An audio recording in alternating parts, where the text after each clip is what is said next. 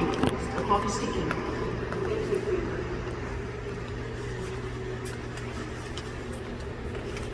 So Avatrina has received her instructions. This is Trina, which is Tele-Robotic Intelligent Nursing Assistant on the course. It seemed like a good communication there with the mission command. Absolutely, yeah. The reception goes through. We've got the picture of the operator's face there, and you get to kind of see the head nod as she got all of her mission parameters. And to remind those in the scoring, so Mission Command has 2 points they can give out for their experience with that avatar, based on the answer to the idea of, did the avatar robot enable Mission Command judge to feel as though the remote operator was present in space? And the second point is possible for, did the robot enable Mission Command judge to clearly understand the operator? So those points have just been filed, and that's 1.5. So what that means is that one of those was always or good in response, and one was sometimes fair. You get 0 points for never report on those 2 points from the mission commander judge. Now Trina has approached the switch. We got to go from down to up, from off to on.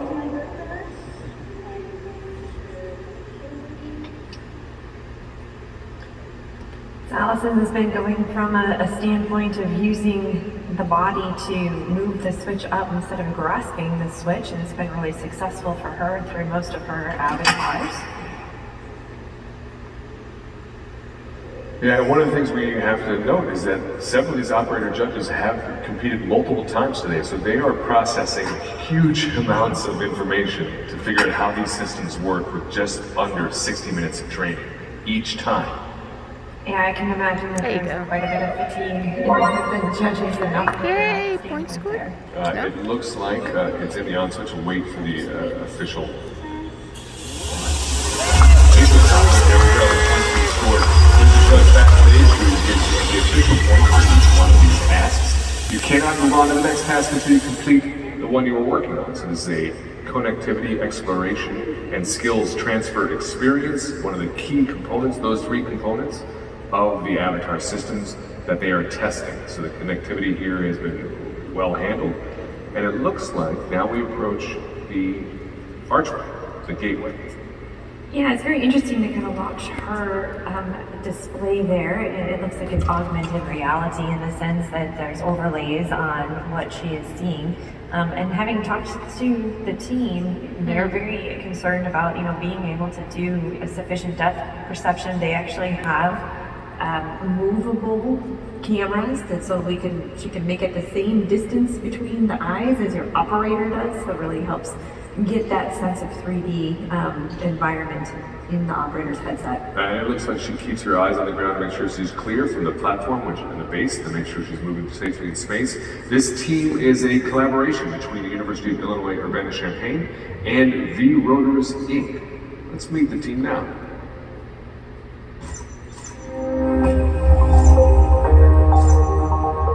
My name is Chris Hauser. I'm from Team Avatrina, and we're from Urbana-Champaign, Illinois. We have students from 3 different departments: computer science, electrical engineering, and mechanical engineering. My research lab has been working since 2015. We started during the Ebola pandemic, and we started developing telerobotics solutions for nursing in quarantine areas. The Avatrina robot is a bimanual mobile manipulator. It has an omnidirectional mobile base that allows it to navigate, and it also has 2 arms that are able to produce essentially the same types of workspace and dexterity that a human torso would provide. This challenge is uniquely complex because we have to really consider the role of the operator. The human operator is central. We're trying to provide this technology to make that human feel comfortable in the position of the avatar, to feel confident in their abilities in performing tasks with the avatar. And that avatar is on the course right now.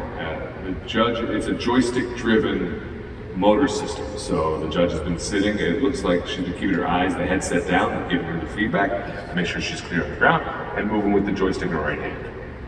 Slow and steady wins the race here. She's made sure she hasn't veered off course and hit any of the scenery around her, which is a really important part. But yep, we got to the power station. So looking at her time here, 7:48. It's a middle of the pack time, so they're great for a Friday run to be in the spot here. No damage has been done. The time is good. 1.5 for mission command is all solid. Now it's a matter of selecting the right energy canister. Those canisters, there's a redundancy. 2 of them are heavier than the other 3. Either of those 2 heavy ones is the one the Avatar needs to select. How this feedback system works is key to determining whether or not it's heavy or light, by feel, by touch, or by data. Yeah, we also have to look at the gripper system and see, how easy this manipulation is going to be. She definitely has some feedback in what she's doing from a standpoint of controlling the robot. But the gripper is going to be sufficient to grab onto this, and so it's not a human-like hand. We'll see how it goes. It's not, and as we've said earlier, and I'll say it again, it also does not have skin. Very, very tactile and grippable skin that we have in our hands. And really trying to figure out their augmented reality there. It almost looks like they're overlaying her hand position over the position of the actual robot end effector. And I'm wondering when the correlation isn't quite there, if maybe she's running into the boundaries of the actual workspace of the robot. Yeah, so this is one of the robots that's designed. It has an anthropomorphic hand on the left and a 2-pronged gripper on the right. So it did show that AR is showing basically that left hand, which has you can see the haptic feedback on her in the operation system. Oh, it looks like something in the system had reset something in the system, which is being paused based on the overhead here where we lost that feed. The robot is still moving though, so I'm wondering if this is going back to home to maybe reset the whole system, or if it is tearing. And what we mean by that is getting to the proper sensory position. At times, different sensors, especially if you're very compliant, you can lose track of where your joints actually are, and their overlay may have been that they're trying to make sure that they're at the right set of joint angles. Yeah, so it looks like as she adjusts her head there, the Avatar system on the course is adjusting. But she just moved her arms and did not. So there seems to be a connectivity. She's clearly in a neutral human state. I mean, I don't want to go so far as to say I can recognize that, but she seems to relax a bit. Yeah, she said thank you, so it sounds like the algorithm told her that she's rebooting, good to go, and relaxing her arms. So describe for you again what you called the term was tearing? Tearing, yeah. So it's lots of different sensors do that. And so if you have some sort of ground zero and you want to say that, okay, I know this is 0, please get there. Your scales can do that at home sometimes. The force sensors and a lot of the haptic sensors will do this too. But essentially, if you get noise in your system at all and you want to say, no, I know that this is 0, right, you can then push a button and say, set this to 0, and then I measure relative to that. The really great sensors are absolute, but they are more expensive and very hard to build. Yeah, and so again, this is a modified robot. This wasn't designed originally for this course. It's a telerobotic intelligent nursing assistant, so Trina as it's known. So the mobility, the interactivity are just things that are designed around medical space, not around perhaps energy canisters and this type of mobility. I mean, I guess moving down the hall of medical facilities, perhaps, but at this point it's about helping support medical facilities. Yeah, we can hear her say, looks We're like we're back. And to your point, Julia, the arms locked where they were. They did not reset to 0. The whole system didn't reset down to the 0 spot. Right, they may have breaks in their arms that allow them to get to a certain position and then do what they need to do there. They may not have been tearing. I'm making stuff up here, but that is something that I know from my experience has been needed to do. Yeah, and we'll see now. Again, this challenge is 2 of those, a redundant number of those. 2 of those canisters are full, which means they're heavier, which means 3 of those are light. Now, this will be a system in which she has to determine the weight. Now, I can't see if some of them have been just straight up data feedback, and some have been. And it looks like she's getting some sort of feedback, like a heads-up display on how much it weighs, but it's hard to decipher what that means. When you design human interfaces, and I've learned this over the years, you have to be really careful about colors. People are going to look at a color and say, oh, danger. Right, I would say red right now, is a concern. Right. And so, what we know that is a light one, you can kind of see that as she drops it. The danger maybe means not this one, but that's, you know, obviously up to an interpretation, and can mess you up if you're coming into the system cold. She laid that one down. We'll see how she moves on towards the second one. She decides to try to prop that back up. The time, you know, the clock is moving along, but we're at 13 minutes. We're about midway through the total run time, so there's not a ton of pressure yet, but she does need to figure out which of these is the heaviest. Left arm can't reach, and that's very nice to hear. So that's kind of giving her a warning. It is turning red, danger, but it's also saying, hey, you're asking me to do something I can't do. When you get that kind of feedback kind of explicitly, that you don't worry about fighting against a robot, you trust it more, right? Because it's not doing what you want it to do, but it told you why. And this is where that training under an hour, these are sort of system dynamics that you don't necessarily know until you encounter them all the time. And these judges are able to ask out to the teams. She can say, hey, it's saying I'm at my limit of reach. What does that mean? But the team can't offer that. That's how this system, the entire contest is set up. These operational judges can ask for a reminder, for assistance during the run if they're confused about something. They cannot be told what to do by those team members that are in the room. Which is why those warnings are so nice, because you could give them information without breaking the rules. Right.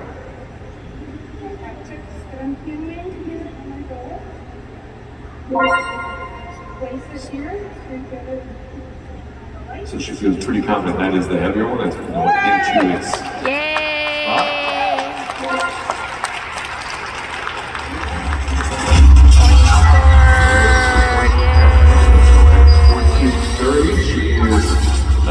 Trina is through the placement of the energy cell. Now has to navigate a smaller, more advanced mobility course to reach the drill, and then the energy rock is the last task. She has about 9 minutes, a little over 9, to complete these last tasks. We've certainly seen the drill go fast in the past, but that is not the norm, so hopefully we have enough time to get there.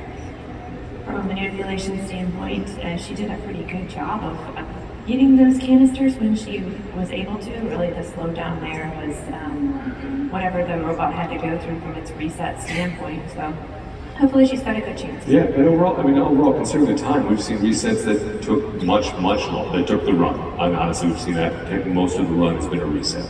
And going back to just reboot it and it's fine. Turn it off. If you design your reboot well enough, then that's an operational choice you can make. And what does that take from a resource standpoint to decide, hey, we need to commit to making our reboot as short as possible? There's a lot of reasons to do that. There's safety reasons, there are operational competition reasons, just usability reasons. People don't like sitting through reboots. It takes, some of their patience and time to do. But it means that you have to essentially say, everything that I need to configure on this robot needs to be configured in a way that is structured and fast. And it's boring work that people don't like doing, but it's extremely essential for a usable system. Is it the kind of thing you can turn over to ML or AI to solve as a coding issue? I don't know if that's the case. ML or AI. But maybe that's the next research project. Okay. The next XPrize. Make reboots fast. I mean, that's world changing. I mean, right now I see parallel parking has found its end, which is amazing as we watch it do its crab walk to get aligned. This alignment, by the way, has been, especially for these rectangular, large platform, four-wheeled things, it is a challenge. The drills are just far enough back on the case is on wheels, there's a truss to the right, and there's a point scored, by the way, for the advanced mobility through that vast part of the course. And now approaching the case, this is, there's been more than one team undone just by the location of these drills. Now, two separate types of hands, so we'll see what she goes with as the one, the two-handed gripper might hold, but you've got to get the anthropomorphic hand around that drill. Yeah, I think that the right hand is specially designed for the drill in this case. That might be wrong. Maybe she's doing the left hand instead. That'd be hard with 2 fingers. It's actually hard to tell. She is trying to, yeah, I think it's the left hand that has grasping power. And again, we're looking for security, stability, and power in this grasp. But from the left hand, she's reaching for the right drill. Right, that's why it's hard to tell. Yeah, that's a very interesting choice. And I think the right drill is definitely a little bit harder of a setup to get to, as we've seen over and over. I think if we were taking stats on this, left drill actually probably is more successful than the right drill. And so it's an interesting choice that she thought, hey, this isn't a good approach back here. It's not looking too bad. No, I mean, one thing is if the outcome works out, maybe the process wasn't too bad. But to your point, there are so many dominant right-handed human individuals that then need right-handed decisions. But she did get it up, and it's the grasp is right away. There's enough. There is just enough. It looks like she might have nice variation too on the pressure for that trigger, because that's changing speeds. Yeah, and it looks like a robust grasp too. You know, we talked a little bit through one of the last runs on having enough fingers to really get around it and get a good hold. And so this is a dynamic interaction here, and purposely bumping this drill up against something hard. And obviously, if your grasp can't compensate for those forces and react to them appropriately, you knock the drill out of your grasp. So hopefully she's got a good enough grip on that won't be the case. This is where depth perception is essential. The heads-up display hopefully gives enough feedback to it. It's a pretty clean heads-up display overall. Other than the AR sort of ghosting of that hand, looks like the feed is pretty positive. Again, there's a warning for that right arm that it can't reach. And that's something obviously she would hopefully have been instructed about by the team in her training session, what that means. But the drill's in the left hand, on the left arm, so we'll see how that approaches. I wonder if she's using it to stabilize there, but I know it's not on the I'm wondering what the right position is. I think it looks like she was just getting the bearings to some degree. The target looks good. She's trying to get the platform right. I wonder if the extension of the arm is, the lineup is good. Right around, and then when it's in motion, that spin will put it right around that hex bolt. The landing, there it is. There it is, down. Now, what did she do with the drill here? That's a great move. She made a ton of time, actually, where other teams have struggled. That was really smooth. From about 15 minutes after the energy canisters to about 20, so 5 minutes on the drills is absolutely one of the better times we've seen. She deposited the drill. It's bounced to the left a little bit, but it's still in the course now. The heads-up has a home call. Clearly, we just saw that happen. And now she has to reach in and determine which of the rocks is textured. There's 2, again, a redundant number of rocks in there. 3 are not, 2 are. One of those 2 will help seal the deal on this run and complete all 10 tasks. So this compartment here has caused problems for other robots just based on the workspace, how tall your robot is, and what the ability of the robot is to adjust its workspace to reach into that gap is important. Dexterity down low or in places that are constrained, it obviously is always hard. So we'll see how this goes.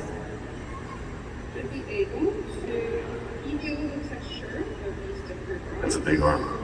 Yeah. The right hand must be the one that has the right sensors to determine our correct rock, the energy abundance rock. And I'm going to stop and feel the texture.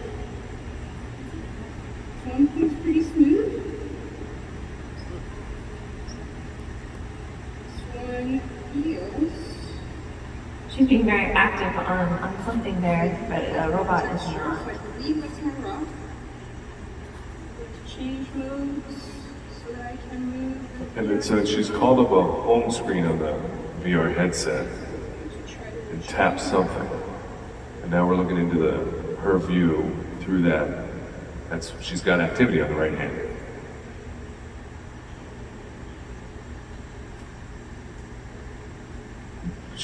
There's about 3 minutes, just under 3 left to clear the correct rock, to clear the one that's textured and energy abundant, to complete all 10 tasks under the time. So it's gonna get close. Yeah, the drill is definitely hard, but this one, while less achieved, is also very difficult. We're trying to grab something that you can't see And so she has to use senses that she's getting from the robot system beyond just sight to determine where she is, to navigate, to understand whether the grasp has been achieved, and even to understand which one is the right rock to get. And for Trina in particular, it's, you know, at a certain level, it's at a decent height for the workspace for it, but again, is that right hand the one that has the most haptic feedback? You know, the more dynamic hand is on the left hand, but we'll see how the sensors are aligned, and if so, about 1:49 to pull the correct rock out to complete the run under time for all 10 tasks.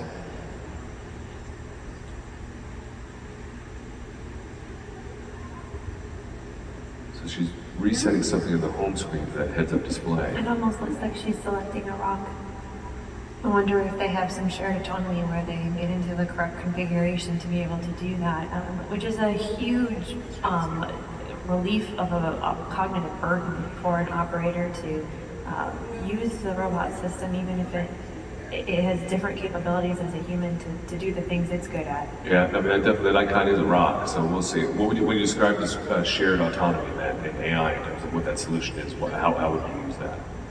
Or how might it be designed? Sorry. Right. So from a standpoint of this, you know, if you know that your sensor needs to be in the correct configuration to do that, you don't necessarily need to have your operator wiggle the fingers and do all of those sorts of things to get it there. Just have something pre-programmed to say, get it into this configuration, and now the operator can then do the rest. You could do that in a lot of places, but you know, something like this where you don't have the visual acuity to be able to really. That looks good. Oh my gosh. That stays in. Barely. You got the grass model to pull it out, it'll give you general determination of where the top lands. But unofficially, that is. Did she drop it? 10 points in the gear on it. Straight to the long two. That's unofficially. That's point score. I'm going to say that's a complete run. 24-47 with 13 seconds to spare. Trina found the right rock, retrieved it, and puts Team Avatrina in contention for first place overall. Wow. Nice run. Nursing, space, Avatrina's got a bright future. Lots of careers open up for Trina at this point. Now just looking around for the way to finish. So again, this is the overall points aren't completed. The task is done. All 10 were completed in the prep time. There are 3 points. There are 3 points from that operator judge right there, who looks like she had some fun. Look at her smile. Looks like she had a good time. She's happy maybe to achieve this one. You know, Allison's done I don't know, I feel like we've seen her often. She's been busy today. She's been working. Absolutely. And so I think that might have been the joy of completing the That's run, so because awesome. we've only had 2 thus far. Absolutely, yeah, I know, and she did an incredible job on that. I'm really curious to hear how that system might be set up, that fire up the rock icon, go find the textured rock. And the reset, there's all kinds of questions we need to ask. Oh yeah, well, I can't do that. You can't. We can talk to each other. That's not helpful. We do have someone who can do that. Cameron Irwin is courtside. She's with a member of Team Avatrina. Cameron, let's find out some of these answers, please. Well, I'm down here right now with a very happy Chris Hauser, because Avatrina completed all 10 tasks, and with only about 13 seconds left on the clock. How stoked are you right now? I am beyond thrilled. That is probably the best result that we could possibly hope for. I mean, maybe we need to work on our speed a little bit next time, but I mean, I'm very happy with this result. Now, walk me through, because I know last night during some of the testing, you guys also had some time on the course, but a little bit of a different result today. What were some of the adjustments or challenges you saw last night and that you were able to overcome today? Well, there are some kind of silly things, like we found that the course was fairly dark. We had a black hand and we had it on top of a black drill, and so we ended up putting tape on the ends of the fingers so you can see the fingers to make sure that you're actually grabbing the drill. Yesterday's judge was actually spending 12 minutes just trying to grab that drill. Okay, so some overnight adjustments paying off here. So let's see if we can get some of those highlights queued up on our screen right now. And it looks like there she goes off to try and find that lever first and foremost. So tell me a little bit more about the application for your system, because we've known so much that it's meant to be in nursing homes and also help in terms of the medical field. Yes, we've been working on this Trina robot, and actually a family of Trina robots for the past 7 years, starting back in the Ebola epidemic, and we've been progressively starting to improve the capabilities of the robot, the immersiveness of the robot. This Avatar challenge has really gotten us to think about how to get this into novices' hands. We only have an hour to train these folks, which is really amazing that our operator was able to do these tasks. Now, without a doubt, there is one of those tasks being completed right into that canister, or excuse me, into the slot that goes the canister, so another point. And then here is the drill. This is the big moment. And it seemed highly efficient in terms of the accuracy once that drill was picked up and then placed near the bolt. I'm just very impressed by this operator. I mean, we've trained with several different operators over the last month or so, and some people just get it, and some people don't, and it's a huge amount of variance that we have to deal with in training. Now, talk to me a little bit about the heads-up display as you see the door drop right there. It was something that Dr. Julie Badger mentioned multiple times, some augmented reality also ingrained into that display. How did you make the choices in terms of what was viewed there? Well, it's very hard to actually make the person feel exactly what the robot's feeling, and so we wanted to enhance the small amount of haptic capability that we have with something visual so that you can get the sensor information that we're seeing without actually directly rendering it on the operator's side. All right, so we saw some of that, and this was the closest you can get grip. I'm not even sure how Trina was able to hang on to this one, but nonetheless, scoring at that last and final task, and a big smile on Chris down here. But let's see if we can get that leaderboard up on the screen and see where Trina ended up, along with Team Avatrina. All right, Julia and JB, give us a heads up. Thank you so much, Cam. Yeah, that was 13 seconds to spare. It was never in doubt, right, Dr. Hudson? It looks like Avatrina is coming in. Well, clearly we have not had the subjective points added yet. That's a total of 3. Again, a reminder that 1.5 points came from the mission command judge. That's a total out of a total of 2. And then 3 points are yet to be assigned for Team Avatrina. So right now, Power Robotics, Team Units, Team BioDroid, Team Northeastern, Team SMU are currently here. But we will see. We will see who it is. We will see who it is who has the thing afterwards. This is our coverage continuing from Long Beach, California. We have much more coming up here in our dynamic coverage of Avatar systems. We are very excited to be joined by a guest here, one of the judges that has been doing so many things throughout the week. Julie Adams is here.